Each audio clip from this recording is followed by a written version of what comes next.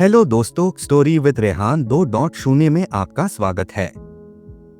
आज मैं आपको एक ऐसी कहानी सुनने वाला हूं जो आपको रहस्य, डर और हैरानी से भर देगी। पुराने जमाने में एक वीरान पहाड़ी गांव था। वहां एक लड़का रहता था, उसका नाम था आरिफ। आरिफ बहुत गरीब था, लेकिन उसका दिल बहुत बड़ा था। रोज वो जंगल से लकड़ियां काटकर बाजार में बेचता और फिर उसी से अपने बूढ़े बाप का इलाज करवाता। एक दिन जब सूरज पहाड़ों के पीछे ढल रहा था और आसमान पर सुनहरी परछाइयां फैल गई थीं, आरिफ लकड़ियां लेकर वापस लौट रहा था। रास्ते में उसे एक टूटा हुआ दरवाजा दिखा जो आधा जमीन में धंसा हुआ था। ऐसा लग रहा था मानो वह दरवाजा कहीं गहरे अंधेरे तहखाने की ओर जाता हो। पहले तो उसने नजरअंदाज किया, लेकिन फिर उस दरवाजे के पीछे से हल्की सी सरगोशी सुनाई दी। ए इंसान, मेरी मदद कर। आरिफ चौंक गया।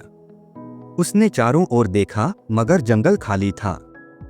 हवा भी थम सी गई। फिर वही आवाज गूंजी, इस बार और ज्यादा दर्द से भरी हुई। मैं इस तहखाने में सदियों से कैद हूं। अगर तूने मेरी मदद की तो अल्लाह तुझे वो इनाम देगा जिसकी तुझे उम्मीद भी नहीं। आरिफ का दिल तेज धड़कने लगा। उसे लगा यह कोई धोखा भी हो सकता है, मगर उसकी फितरत हमेशा मदद करने वाली थी। धीरे धीरे उसने दरवाजा खोला तो अंदर से ठंडी हवा का झोंका निकला। अंधेरे में हल्की नीली रोशनी चमक रही थी। उस रोशनी के बीच एक परछाई उभरी, एक औरत जैसी आकृति, लेकिन उसका बदन धुएं से बना था और आंखें आसमान की तरह चमक रही थीं। वह बोली, मेरा नाम जरीन है। मैं एक नेक जिनजादी हूं जिसे एक जालिम तांत्रिक ने जादू से बांध दिया था। सदियां बीत गईं और मैं यहां सिसकती रही। अब तेरी मासूम नीयत ने मुझे पुकारा है। आरिफ के दिल में सवाल उठे, क्या सचमुच यह कोई बेगुनाह जिनजादी है, या यह उसकी मासूमियत का इम्तिहान है? उसने आसमान की ओर देखा और धीरे से दुआ की, ए अल्लाह, अगर यह मेरी किस्मत की भलाई है तो मुझे राह दिखा, और अगर यह गुमराही है तो मुझे बचा ले। आरिफ उस नीली रोशनी के सामने खड़ा था। उसका दिल तेज धड़क रहा था। सामने खड़ी परछाई जरीन फिर से बोली, ए इंसान, मैं तेरा डर महसूस कर सकती हूँ, लेकिन अगर तूने मेरी जंजीरें तोड़ दी तो मैं तुझे वो बरकत दूंगी जिससे तेरी गरीबी हमेशा के लिए मिट जाएगी। आरिफ ने गहरी सांस ली और कांपती आवाज में कहा, अगर तू सचमुच नेक है तो पहले मुझे ये बता, तुझे कैद क्यों किया गया? जरीन की आंखों में नीली चमक तेज हो गई। सदियों पहले मैं जादूगरों से इंसानों की हिफाजत करती थी, लेकिन एक जालिम तांत्रिक ने मुझे धोखे से यहाँ बांध दिया। तब से मैं अंधेरे और सन्नाटे में कैद हूँ। मेरी रोशनी कमजोर हो रही है। अगर तू देर करेगा तो मैं हमेशा के लिए मिट जाऊंगी। आरिफ का मन उलझन में था। उसे माँ की बातें याद आईं, हर आवाज पर भरोसा मत करना बेटे, हर चमकती चीज सोना नहीं होती। इसी बीच उसकी नजर उस तहखाने की दीवार पर पड़ी। वहां पुराने अरबी लफ्ज खुदे हुए थे। आरिफ ने धीरे धीरे पढ़ने की कोशिश की। शब्दों में लिखा था, जो इस दरवाजे के भीतर कैद है वो इंसान के इरादे से आजाद होगा, लेकिन उसकी असलियत सिर्फ सच की रोशनी में नजर आएगी। आरिफ सोच में पड़ गया, सच की रोशनी? इसका मतलब क्या है? अचानक उसके पीछे से सूखी टहनियों के टूटने की आवाज आई। उसने पलटकर देखा, जंगल की छाया में एक बूढ़ा फकीर खड़ा था। उसकी सफेद दाढ़ी और चमकती आंखें रहस्य से भरी थीं। वह धीमी आवाज में बोला, बेटा, जो तूने सुना और देखा है, यह तेरा इम्तिहान है। हर कैद की गई चीज बेगुनाह नहीं होती। जिन्न अच्छे भी होते हैं और शैतान भी उन्हीं की शक्ल में आ सकते हैं। अगर तू इसे आजाद करना चाहता है तो पहले इसका सच देख, और सच देखने का सिर्फ एक तरीका है, अल्लाह का नाम लेकर इसे कसम दिलाना। आरिफ का दिल धड़कने लगा। उसने कुएं की तरफ देखा। जरीन बेचैन हो चुकी थी। जल्दी करो इंसान, मेरी रूह सिसक रही है। अगर तूने मेरी मदद न की तो मैं हमेशा के लिए गुमनाम हो जाऊंगी। आरिफ ने कांपते हुए हाथ आसमान की तरफ उठाए और बोला, अगर तू सचमुच नेक जिनजादी है तो अल्लाह के नाम की कसम खाकर कह कि तू मुझे गुमराह नहीं करेगी। यह सुनते ही अंधेरे तहखाने में सन्नाटा छा गया। नीली रोशनी एक पल के लिए बुझ गई और अचानक जरीन की परछाई का चेहरा डरावना हो उठा।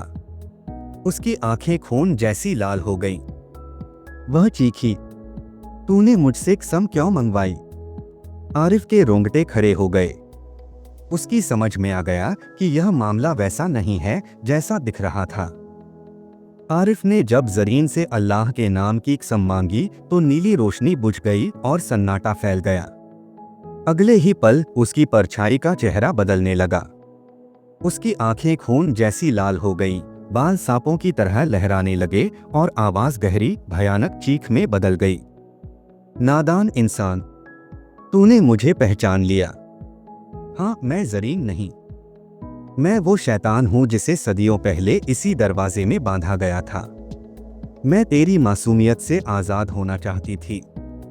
आरिफ का दिल जोर जोर से धड़कने लगा, लेकिन तभी पीछे खड़ा फकीर आगे बढ़ा। उसने हाथ में पकड़ी हुई पुरानी तस्बीह उठाई और ऊंची आवाज में अल्लाह का नाम लिया। ये रोशनी मुझे जला रही है। इंसान, तूने मेरे राज को खोल दिया। मैं लौटूंगी, तेरी जिंदगी का पीछा करूंगी, तेरे खून से अपनी कैद तोड़ूंगी। उसकी परछाई धुएं की तरह फटकर तहखाने में गुम हो गई। दरवाजा अपने आप बंद हो गया और पूरा जंगल फिर से सन्नाटे में डूब गया। आरिफ कांपता हुआ खड़ा था। फकीर ने उसके कंधे पर हाथ रखा और धीमे स्वर में बोला, बेटा, तेरा इम्तिहान बहुत बड़ा था। अल्लाह ने तुझे बचा लिया क्योंकि तूने जल्दबाजी नहीं की और सच को परखा। याद रख, हर मदद की पुकार नेक नहीं होती। कभी कभी शैतान इंसान की मासूमियत का फायदा उठाकर उसे बर्बाद करना चाहता है। आरिफ ने सिर झुका लिया। उसकी आंखों में डर भी था और सुकून भी। लेकिन एक बात तय थी, वो शैतानिन आफरीत की चीख और उसकी धमकी अब हमेशा उसके दिल में गूंजती रहेगी। और शायद उसकी वापसी अभी बाकी थी। आरिफ उस रात बड़ी मुश्किल से सो पाया। जैसे ही आंख लगती, उसे वही लाल आंखें और भयानक चीख सुनाई देती। नींद और जागेपन के बीच उसकी रूह कांप उठती। सुबह होते ही उसने फकीर से मिलने की ठानी। फकीर उसकी बेचैनी भांप चुका था। उसने गहरी सांस लेकर कहा, बेटा, वो आफरीत इतनी आसानी से हार मानने वाली नहीं। उसने तुझसे बदला लेने की कसम खाई है। अब वो तेरे ख्वाबों, तेरी परछाइयों और तेरे आसपास की खामोशी में घुसपैठ करेगी। तुझे अल्लाह की याद से जुड़े रहना होगा। आरिफ ने हामी भरी, लेकिन उसके दिल में डर बना रहा। उस रात जब वो अपनी झोपड़ी में लेटा, अचानक दीवारों पर काली छायाएं रेंगने लगी। दीपक अपने आप बुझ गया। अंधेरे में एक ठंडी हवा का झोंका आया और वही आवाज गूंजी, मैं लौट आई हूं इंसान। आरिफ ने कांपते हुए चारों ओर देखा। उसकी आंखों के सामने धुएं से वो ही परछाई बनी आफरीत, लेकिन अब उसका रूप और भी भयानक था। उसके चेहरे पर जली हुई लकीरें थीं, दांत नुकीले हो गए थे और आंखें आग की तरह जल रही थीं। वो धीरे धीरे झोपड़ी के अंदर फैल गई और बोली, तूने मुझे कैद से आजाद नहीं किया, लेकिन मुझे कमजोर भी नहीं कर पाया। अब तेरे खून से मैं अपनी कैद की जंजीरें तोड़ूंगी।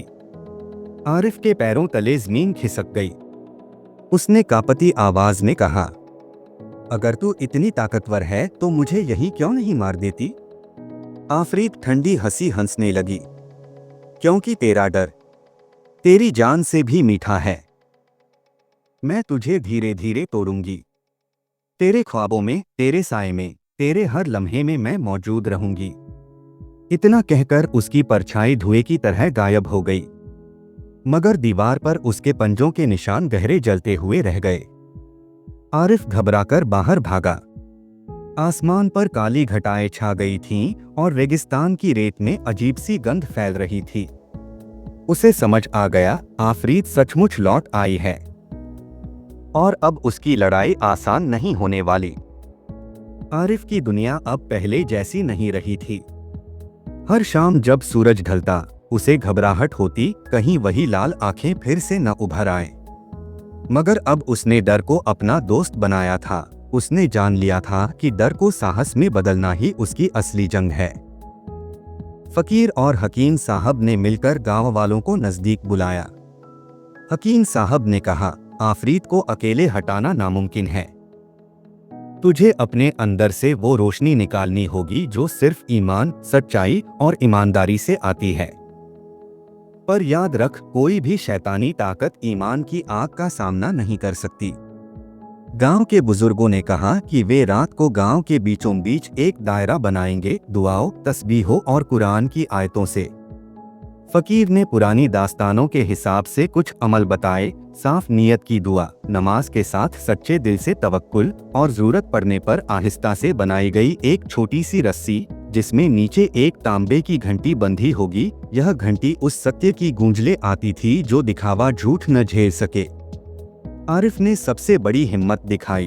उसने अपनी सबसे प्यारी चीज, उसी पुराने सैंडल की जोड़ियों में एक छोटा सा सिलकर सा चादर और माँ की याद में एक कुरान की छोटी पन्नी रख दी। वह जानता था कि ये चीजें उसे मातृभूमि और ईमान की याद दिलाएंगी, उसकी असली ताकत। रात आई। पूरे गांव के लोग घड़ी दर घड़ी निगाहें जमी रखे थे। फकीर ने धीमे स्वर में दुआ की और हकीम साहब ने आयतें पढ़ी। आरिफ ने अपने सीने पर हाथ रखा और आंखें बंद करके अपने अंदर के डर को आवाज दी, मैं तुझसे भागूंगा नहीं। जैसे ही चांद बादलों से छलका, हवाओं में वो ठंडी सरगोशी फिर आने लगी, आफरीत की चीख। दीवारों पर काली परछाइयां नाचने लगीं, पर गांव वालों की प्रार्थनाएं और आयतों की आवाजें उनकी हर हरकत पर भारी पड़ने लगीं।